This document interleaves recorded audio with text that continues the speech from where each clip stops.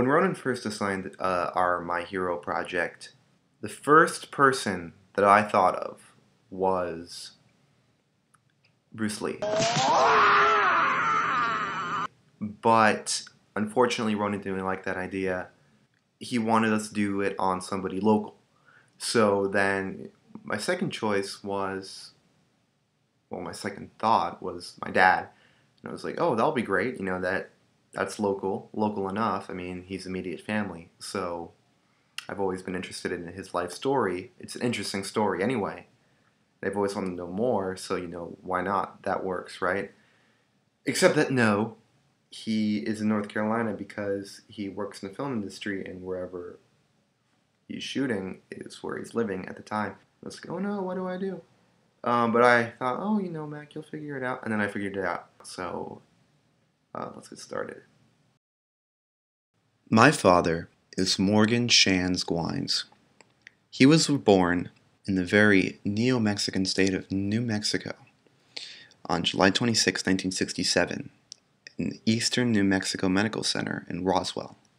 His father is Danny Gene Gwines, an advertising executive originally born in Ponce, Rhode Island, and his mother, Beverly Virginia King Gwines, originally born in Richmond, California, is a PR executive.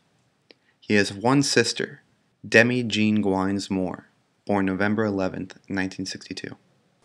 Well, growing up in New Mexico, it's probably one of the most beautiful places you could ever imagine. I grew up, you know, as a Boy Scout, you know, going into the most amazing wildernesses that the country has to offer. And you know, in the morning, and it was cool, and the sun would come up, and the sky was just amazing color. And then at night, when the sun was going down, the sky was like it was purples and blues and pinks, and it was just an amazing place to grow up in. At a certain point during the evening, all the tarantulas would come out, and they'd go and crawl out under the road because it was warmer on the asphalt than it was because the sun started going down and started getting cool. And it was like there were hundreds and hundreds of tarantulas that would be out on the road right in front of my aunt's house, and the cats would come out and they would start playing with them because they thought they were fun little toys. One of the biggest things about your grandpa that I remember is that he's probably one of the toughest people that you'd ever meet.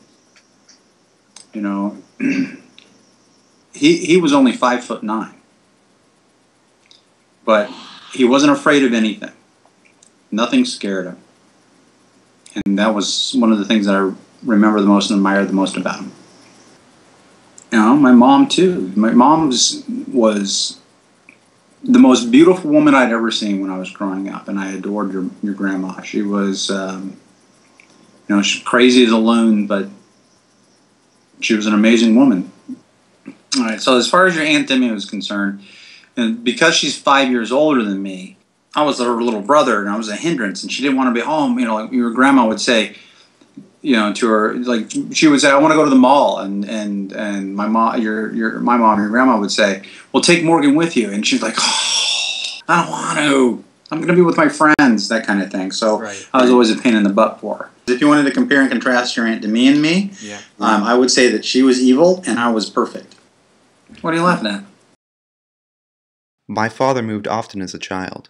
By the time he was in high school, he had moved nearly 50 times. He went to 4 different high schools in his freshman year alone. When my father was 13, he discovered his father in their garage, dead from carbon monoxide asphyxiation. He had committed suicide. Well, he was clinically depressed.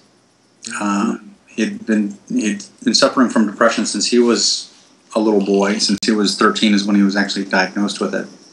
He went to speak at a conference in I think it was either Santa Fe or Albuquerque. I can't remember which. Well, the night that he was supposed to come back, that I was going to go home, you know, the next day, and my mom actually gave me a ride back over there. And when we pulled up, I realized that his car wasn't in the driveway, and I looked over and I noticed that the lock was broken on the garage, and opened the garage, and the car was in there, and your grandfather was in the car, and he left the car running, closed the garage door, and he asphyxiated himself. That's how he committed suicide. And I'm the one who found it. For a few years, my father moved around to different countries and different places, doing different jobs. He eventually joined the Marines when he was 19. He went to boot camp at Camp Pendleton for basic and advanced infantry. When I joined the Marines, I weighed 127 pounds at 6 feet tall. And I didn't have enough muscle tone or muscle mass in my body to be able to do 2 push-ups, let alone do 50 push-ups. By the time I was finished with boot camp, 13 weeks later, I weighed 167 pounds in muscle. It was all muscle. And by the time I got out of the Marine Corps, the day I got out of the Marine Corps, I weighed almost 200 pounds. So I went from 127 pounds from the time that I signed my contract to the day I got out, I finished my active duty, I weighed almost 200 pounds. The thing that I had that set me apart from other people was I was a platoon high shooter. I shot really well. I was an expert marksman. And there aren't that many expert marksmen that come out of boot camp, and I was one of them. The thing about the Marine Corps is everybody in the Marines were all infantry. So we all have this common bond. We all go through the same schools. We have the same trials and tribulations. Whether you're an officer or you're enlisted, everybody has the same training. We're our own support group. We have to look after each other, and you basically become a de facto family. It doesn't matter what your background is. It doesn't matter where you're from, what your prejudices are, what your skin color is. That all goes away once you become a Marine. You become a part of something greater than that. There's no black, there's no white. You're a Marine. And it's a very special thing. And it changes your life in this way, that once you become a Marine, for the rest of your life, even after you take the uniform off, you're always going to find other Marines, people that have served. And you're still going to have that same affinity, no matter what, because they know what you went through and you know what they went through, and you have a bond. It's like I said, it's a family. It's just a wonderful feeling.